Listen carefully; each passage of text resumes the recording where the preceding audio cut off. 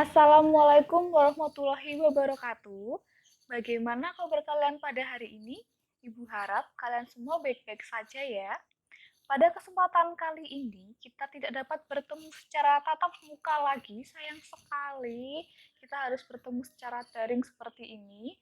Dan kalian harus mendengarkan ibu lewat video. Tidak seperti kemarin-kemarin kalian mendengarkan ibu di kelas. Sekarang kalian mendengarkan ibu lewat video. Tapi tetap tidak apa-apa ya.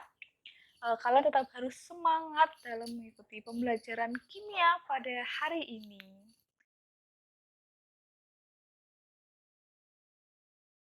Oh iya, siang-siang gini itu kita kan pasti haus ya siang-siang. Enaknya kan minum es. Nah, ibu ini pengen banget minum kayak yang asem-asem gitu. Enaknya minum apa ya? Ada saran nggak sih buat ibu? Ibu minum apa? Yang asem-asem, seger gitu siang-siang gini minum apa? Ayo ibu. Nah, biasanya dari kalian menyarankan ibu pasti ibu minum minum es jeruk. Minum es jeruk, minum es jeruk. Gitu kan. Nah, kalau tadi nih kalau ibu bicara tentang asam, apa sih hal pertama kali yang kalian pikirkan ketika ibu ingin sesuatu minuman yang asam? Pasti kan kalian memikirkan, oh es jeruk nih, asam dari jeruknya. Tapi apakah yang berasa rasa asam itu hanya es jeruk? Tentu tidak ya anak-anak ya. Pasti masih banyak sekali minuman atau makanan atau apapun itu yang berasa asam, ya kan? Jadi pada pembelajaran kali ini Ibu akan membahas mengenai asam basa. Apa itu asam dan apa itu basa? Kalau kalian mendengar kata asam, pasti sama halnya kayak tadi. Es jeruk, Bu, asam. Apalagi dong selain es jeruk, ayo. Terus kalau misalnya kalian mendengar kata basa, apa coba? Ayo, apa? Mungkin banyak yang udah tahu kalau basa itu identik dengan sabun yang rasanya pahit gitu ya. Apakah asam? Asam ini biasanya kalau kalian coba deh Google sekarang asam basa, pasti banyak ya yang asam identik dengan rasa masam, basa identik dengan rasa pahit. Nah, terus kalau misalnya nih di lab kalian mau mendeteksi larutan yang bersifat asam dan larutan yang bersifat basa, apakah kalian harus merasanya satu-satu? Kan tentu enggak ya, harus kalian rasain, oh ini larutan ini rasanya, oh ini asam ini berarti asa, berarti bersifat asam, terus ini oh ini pahit nih berarti bersifat pahit. Kan enggak ya, enggak kayak gitu caranya, itu berbahaya, jangan kayak gitu, jangan kayak gitu ya.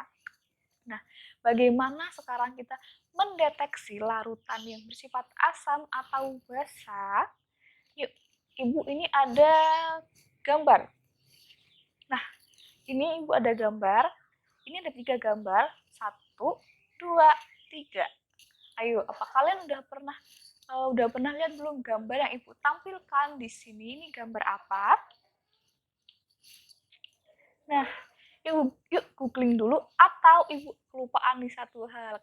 Kalian bisa download handout yang Ibu bahas, materi yang Ibu bahas pada hari ini di sini ya. Nah, ini Ibu udah bikin handoutnya dan kalian bisa download di sini. Nah, yuk kalau misalnya kalian udah download, kalian pasti bisa dong membedakan, mengetahui apa aja nih yang Ibu taruh di sini. Gambarnya ini apa nih? Satu, ini kayak apa kok kayak ada celupan dicelup-celup, ini apa? Terus ini apa kok ada kertas warna-warni, ini apa? Terus ini apa, ini kok kertasnya kok beda nih? Dua ini, yang lainnya satu-satu kok ini kok ada dua warna merah sama warna biru kepisah, ini kertas apa ya? Yuk pelajari lebih lanjut lagi, dibaca handout Ibu ya. Enggak googling. Nah, jadi ketiga alat ini adalah alat yang digunakan untuk mengukur suatu larutan yang bersifat asam ataupun basa. Itu ya. Nah, yang di sini ada apa, yo? Oke, benar sekali. Di sini ada pH meter. Yang di sini ada apa? Di sini ada indikator universal. Bentuknya kayak gini ya, ada warna-warninya itu. Terus di sini ada dua nih. Yuk kita ke tengah, kita kasih ke tengah nih ya. Ini ada dua, yang satu yang ini lakmus merah, dan yang ini lakmus biru. Ini lakmus merah dan lakmus biru. Nah, di sini nih kenapa lakmusnya Ibu taruh di tengah, karena Ibu hari ini, Ibu pada video kali ini akan mendemonstrasikan menentukan larutan yang bersifat asam dan basa dengan menggunakan lakmus merah dan lakmus biru. Bagaimana cara menentukannya? Yuk simak video Ibu selanjutnya. Nah, oke anak-anak, di sini di depan Ibu udah ada meja. Nah, ini akan berisi bahan-bahan dan alat yang akan Ibu gunakan untuk demonstrasi. Yaitu ini di depan Ibu sudah ada semua bahan-bahan yang Ibu gunakan untuk membuat atau untuk mendemonstrasikan larutan apa saja yang bersifat asam dan yang bersifat basa. Dan di sini ini ada lakmus biru dan juga ada lakmus merah. Nah, ini adalah alat untuk mendeteksi larutan apa saja yang bersifat asam dan larutan apa saja yang bersifat basa. Jika larutan bersifat asam, maka jika diteteskan di lakmus merah, maka tidak akan mengubah warna lakmus merah ini. Tetapi jika larutan itu bersifat basa, maka akan mengubah warna lakmus merah menjadi biru. Nah, untuk yang ini, yang lakmus biru, jika larutan bersifat asam, maka dapat mengubah lakmus biru menjadi merah, menjadi berwarna merah, dan jika larutan tersebut bersifat basa, maka tidak akan mengubah warna biru pada lakmus biru ini.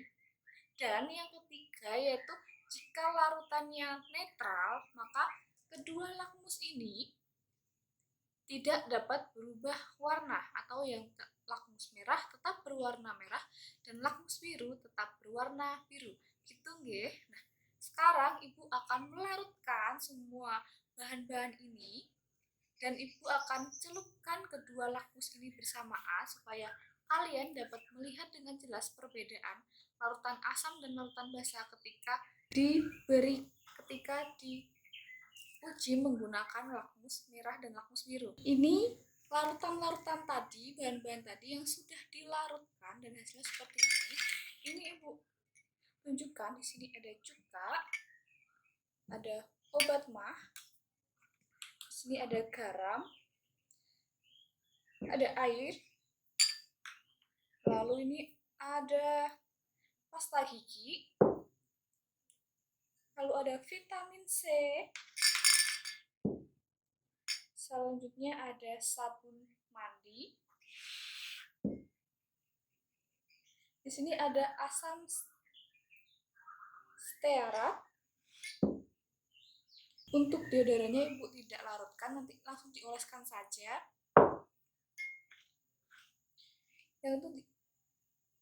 Lalu ada KNO3, dan yang terakhir ada iodin. Yang pertama akan kita ukur yaitu air, lakmus merah, dan lakmus biru. Kita celupkan bersamaan.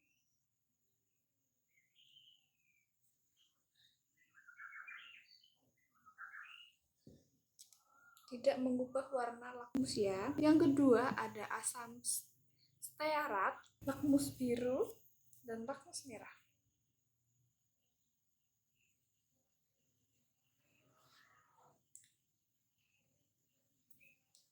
Nah, ini hasilnya. Lakmus biru berubah menjadi merah dan lakmus merah tetap menjadi merah.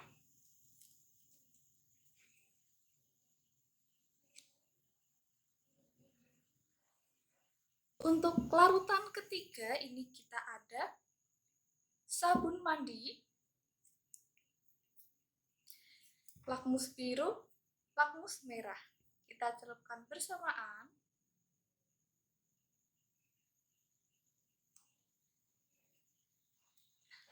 Ini hasilnya. Lakmus merah menjadi berwarna biru dan lakmus biru tetap berwarna biru.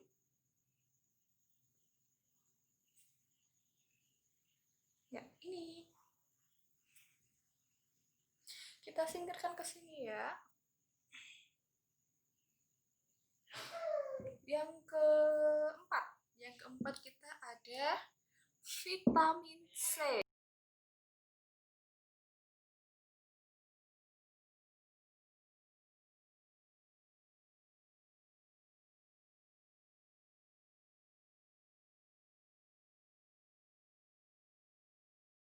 Hasilnya seperti ini, lakmus biru berubah menjadi merah, dan lakmus merah tetap merah. Untuk yang selanjutnya yaitu kita ada iodin. Lakmus merah, lakmus biru. Kita masukkan bersamaan. Hasilnya seperti ini. Tidak ada perubahan warna seperti air tadi ya. Lakmus biru tetap biru dan lakmus merah tetap merah. Selanjutnya yaitu kita ada obat mah.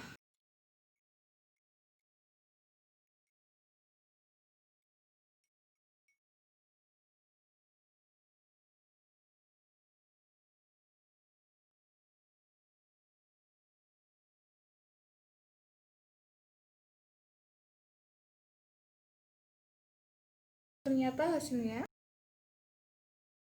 lakmus merah tetap menjadi merah dan lakmus biru tetap menjadi biru. Tidak ada perubahan warna di lakmus pada larutan obat mah.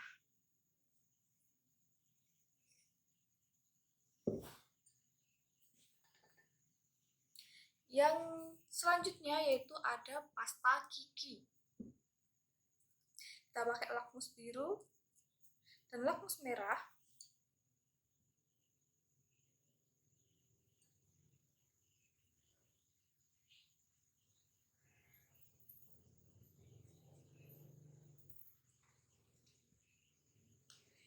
Ini juga tidak ada perubahan warna dari lakmus merah maupun lakmus biru.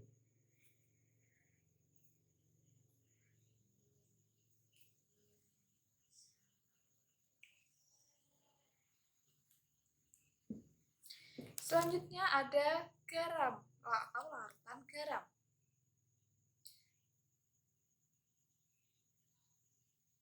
Setelah diuji,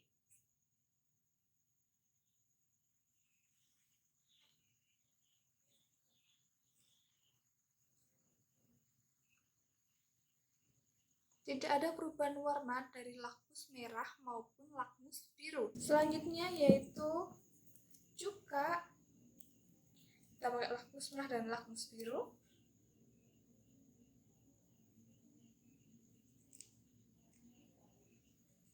Hasilnya seperti ini. Lakmus biru menjadi merah dan lakmus merah tetap merah. Ada perubahan warna di lakmus biru.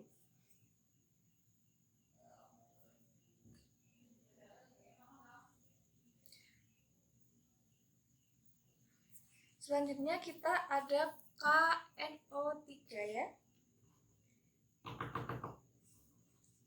Kita ukur pakai lakmus merah dan lakmus biru.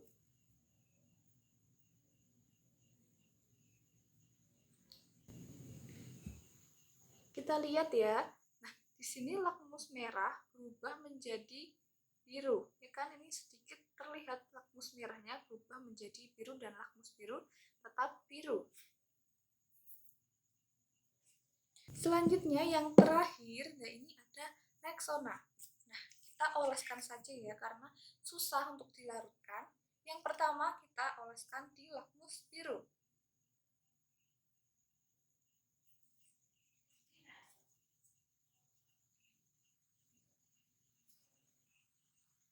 Setelah dilarutkan hasilnya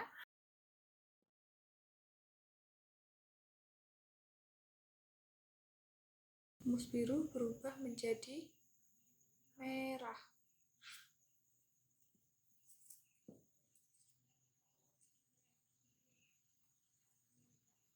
Ketika lakmus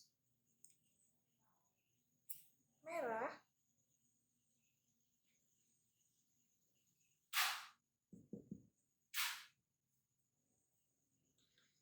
tidak ada perubahan warna pada lakmus merah. Kita bandingkan.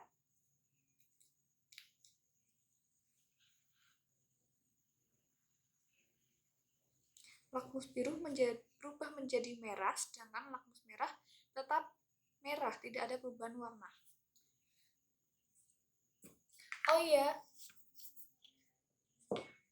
iya, ternyata kita ada satu lagi yang ketinggalan. Sebentar ya, Ibu ambilkan. Nah, di sini kita ada kopi hitam. Kita akan ukur juga kopi ini larutan asam atau larutan basa ya. Yuk kita ukur menggunakan lakmus merah dan lakmus biru. Kita masukkan. Apakah terjadi perubahan? Ternyata lakmus biru berubah menjadi merah, sedangkan lakmus merah tetap menjadi merah. Oke anak-anak, tadi setelah didiamkan beberapa saat, tadi yang awalnya kertas lakmus merah setelah dicelupkan pada obat mah tidak berubah menjadi warna apapun, dan kertas lakmus biru pun tidak berubah menjadi warna apapun. Ternyata setelah didiamkan, kertas lakmus merah berubah menjadi warna biru. Bisa dilihat.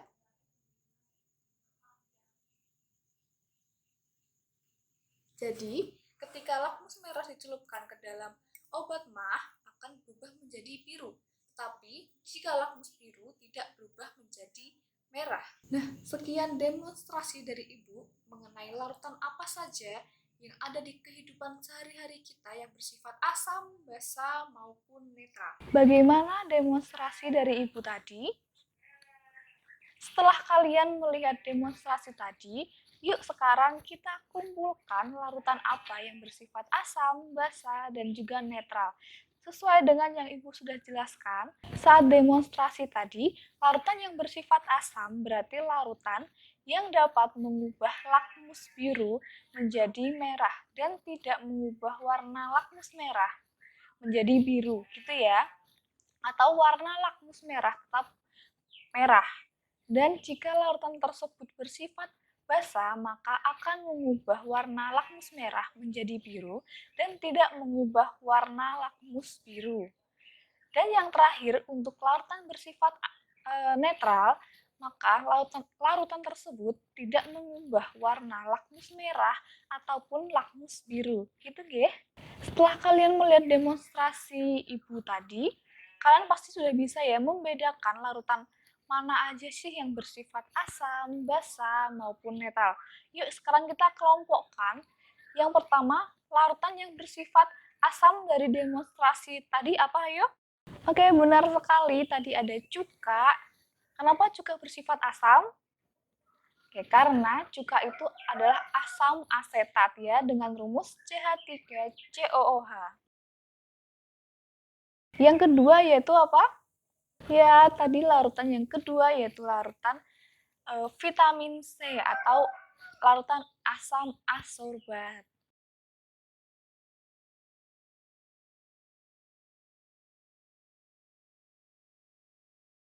Nah, yang ketiga, tadi ada larutan apa aja? Oke, tadi ada kopi ya. Kopi juga bisa mengubah warna lakmus biru menjadi merah karena di dalam kopi terdapat kandungan asam klorogenat dengan rumus seperti ini.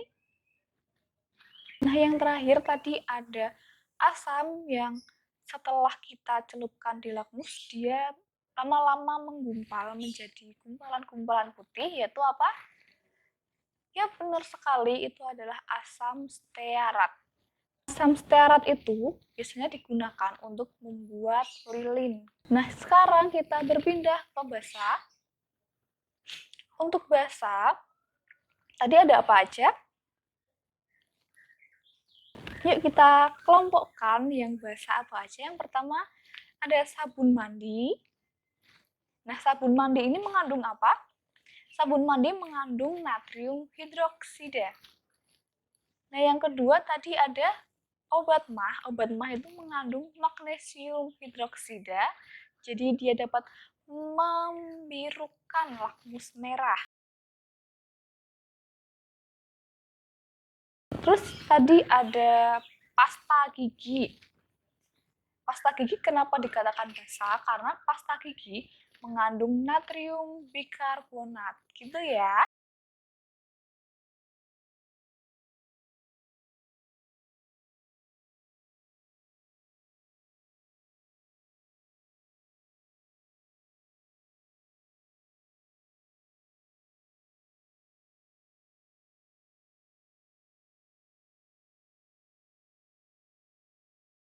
Oke, pengelompokan yang terakhir yaitu yang bersifat netral. Nah, yang bersifat netral tadi apa aja sih?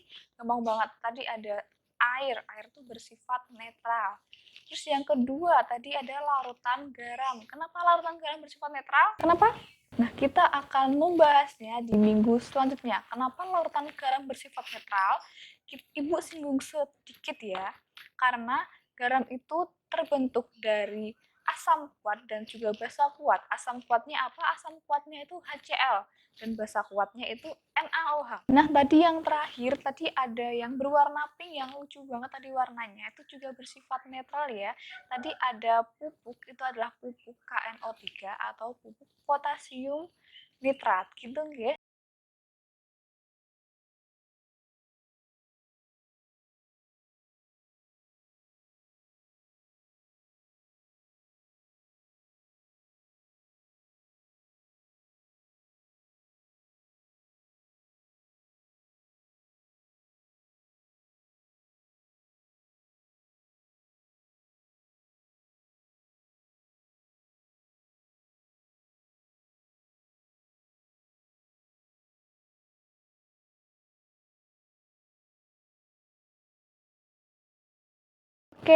Oke, jadi pada video kali ini kalian dapat mendeteksi larutan yang bersifat asam, basa, maupun netral yang dideteksi melalui lakmus merah dan lakmus biru.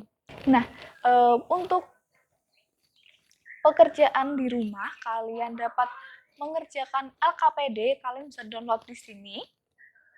Nah, ini LKPD berisi soal-soal yang berkaitan dengan demonstrasi ibu pada hari ini dan kalian wajib untuk mengisinya dan dikumpulkan kepada ibu. Tunggu pekerjaan rumah dari kalian ya. Bagaimana pembelajaran hari ini? Menyenangkan bukan? Nah, sedikit demi sedikit kita sudah bisa membedakan larutan asam, larutan basa, dan juga larutan yang bersifat netral. Tetapi kita juga akan membahasnya lebih dalam lagi pada pertemuan selanjutnya, yaitu kita akan membahas larutan asam, basa, dan juga netral menurut 3 teori, yaitu yang pertama teori menurut Arrhenius, dan yang kedua teori Bronsted-Lowry, dan yang ketiga teori Lewis. Apakah isi teori tersebut dan bagaimana asam basa menurut ketiga teori tersebut? Kita akan bahas di minggu depan ya. Jangan lupa dikerjakan dulu PR-nya dan juga dikumpulkan ke ibu.